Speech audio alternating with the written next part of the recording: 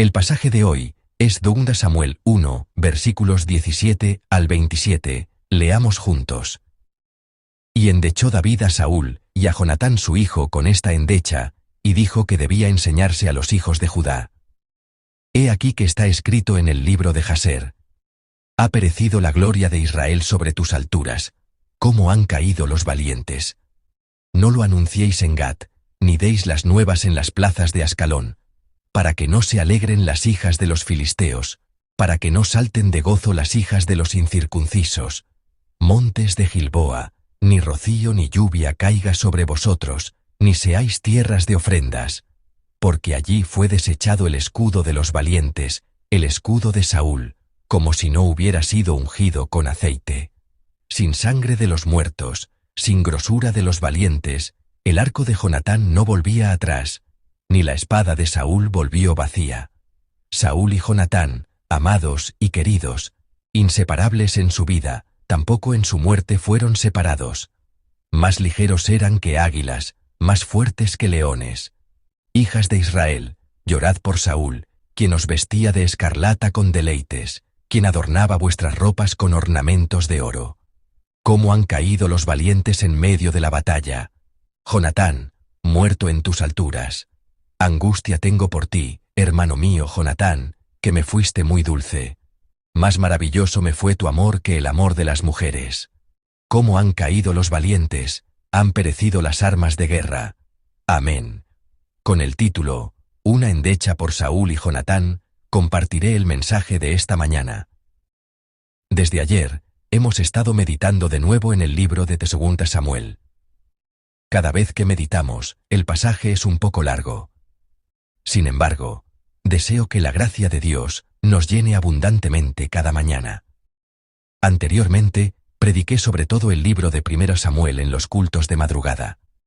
Por eso, con esta meditación, planeo concluir 2 Samuel. Los libros de 1 y 2 de Samuel y 1 y 2 de Reyes fueron escritos desde la misma perspectiva. Y los libros que registran la misma historia, desde una perspectiva algo diferente, son 1 y 2 de Crónicas. 1 de Samuel se centra principalmente en la historia de David antes de convertirse en rey, mientras que 2 de Samuel se desarrolla en torno a la historia de David después de convertirse en rey. Antes de ser rey y después de ser rey, ¿cuál de las dos historias es más emocionante? ¿Qué historia se puede leer con más suspense y con el corazón en un puño? Originalmente, la historia antes de ser rey debería estar llena de tensión, y después de convertirse en rey, la historia debería ser más bien ordinaria y monótona. Lo entenderán bien si piensan en los cuentos de hadas que leían en la infancia. En los cuentos de hadas, después de que la princesa se casa con el príncipe, la historia simplemente concluye con un «y vivieron felices para siempre». Es el mismo principio. La historia posterior no es tan interesante porque no tiene tantos conflictos o tensiones como antes. Pero con David no es así. Después de convertirse en rey, se despliegan aún más adversidades y sufrimientos. No fue así desde el principio. En la primera mitad de su reinado, disfrutó de bastante paz y tuvo un tiempo de fortalecimiento y prosperidad, su época dorada. Pero hay un punto de inflexión. Ese punto de inflexión es el incidente con Betsabé en 2 Samuel 11. Después del incidente con Betsabé, David se enfrenta a sufrimientos y adversidades que ponen su vida en peligro, como si hubiera vuelto a ser un fugitivo perseguido por Saúl. Por lo tanto, todo el libro de 2 Samuel puede ser esquematizado dividiéndolo en antes y después del incidente de Betsabé. ¿Y desde qué perspectiva o teología deberíamos examinar todo 2 Samuel? El libro de 1 Samuel, que prediqué anteriormente, es bueno leerlo mientras nos hacemos continuamente la pregunta: ¿quién es el rey? Entonces, podemos entender bien por qué Dios desechó a Saúl y por qué eligió a David. Por otro lado, 2 Samuel se vuelve más complejo. Si en 1 Samuel los bandos de la gente se dividen claramente en dos, es decir, si estar del lado de David o del lado de Saúl, que en realidad es estar del lado de Dios o en contra de Dios, 2 Samuel se desarrolla de una manera más complicada. Entre las personas del lado de David, comienzan a surgir aquellos que empiezan a tener un corazón algo diferente al de David. Y los conflictos que surgen de esto son las historias de 2 de Samuel. Por ejemplo, es fácil de entender así. Imaginemos que estamos conduciendo. Un coche se nos cruza de manera muy peligrosa y brusca. Pisamos el freno de golpe y apenas evitamos un accidente. A pesar de eso, el coche que se cruzó sigue su camino como si nada, sin ningún gesto de disculpa.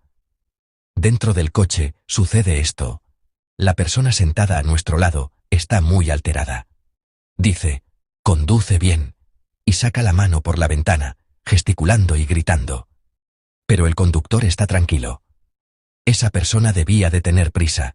Seguramente no me vio al entrar, dice, defendiendo al otro conductor.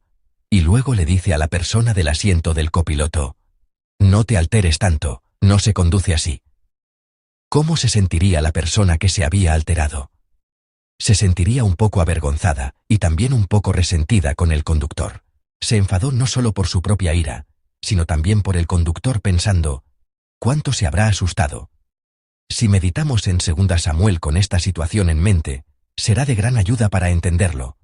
Porque continuamente ocurren eventos que hacen que los personajes alrededor de David se sientan de esta manera.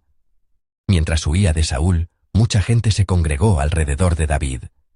Al seguir a David, se convirtieron en personas que se oponían a Saúl junto con él. Como habían estado juntos en tiempos difíciles, probablemente desarrollaron una camaradería más fuerte que la de una familia. Pero surge una crisis que amenaza con crear una fisura entre ellos. Es porque David dice cosas inesperadas. David habla y actúa en favor de Saúl y su familia. Para las personas reunidas alrededor de David, era difícil entender estas acciones y palabras de David. Habían arriesgado sus vidas por David y habían llegado hasta aquí oponiéndose a Saúl, pero David mismo estaba a favor de Saúl y acogía a su familia. Incluso adopta una actitud de reconocer y honrar a Saúl como rey. Así, la posición de la gente alrededor de David se vuelve extraña. Después de arriesgar sus vidas para ponerse del lado de David, resulta que David se pone del lado de Saúl. En esta situación, hacia la segunda mitad de 2 Samuel, la gente comienza a oponerse a David, ya sea directa o indirectamente. Personas que fueron sus compañeros de armas que estuvieron con él, se vuelven contra David. Al leer 2 Samuel, podemos observar cómo la lealtad se convierte en animosidad, como los políticos de hoy que cambian de un partido a otro. El pasaje de hoy es una de esas historias. David no se alegra por la muerte de Saúl y Jonatán. Se lamenta por la muerte de Saúl y Jonatán. No solo compone y canta una endecha, sino que también ordena al pueblo que la cante, e incluso ordena que se registre en un libro para que se transmita de generación en generación. Alaba sus logros. Lo de Jonatán se puede entender, porque Jonatán, renunciando a su propio padre y a su derecho al trono, amó y ayudó sinceramente a David. Pero lo de Saúl es difícil de entender.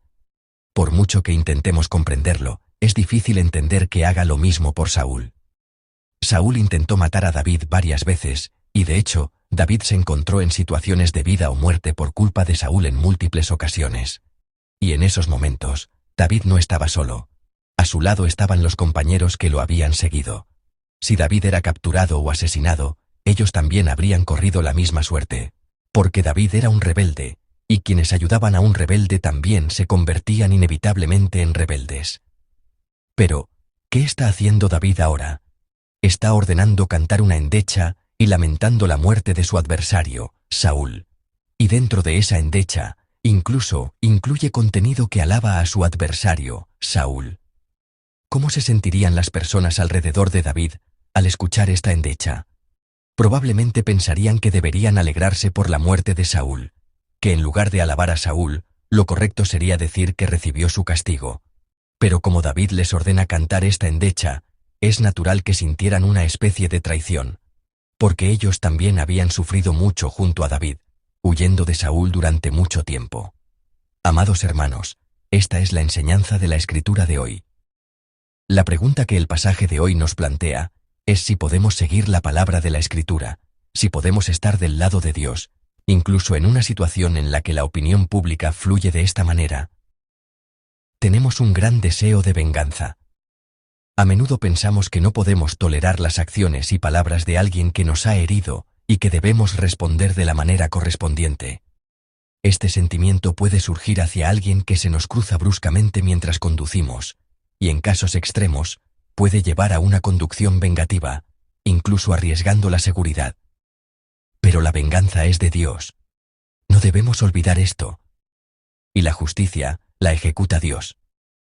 Especialmente con las personas que Dios ha establecido, las personas que Dios ha ungido.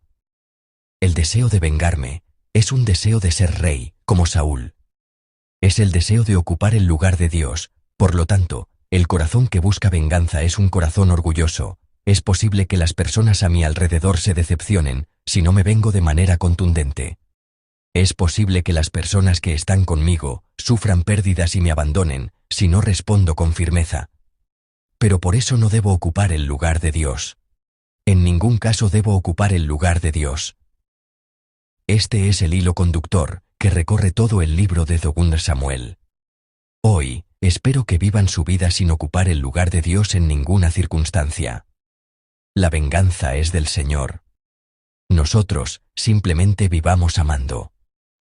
Aunque suframos pérdidas por ello, que hoy sea un día en el que simplemente entronemos a Dios como Rey, le confiemos todas las cosas y cumplamos fielmente con la tarea que nos corresponde en nuestro lugar. En el nombre del Señor, los bendigo.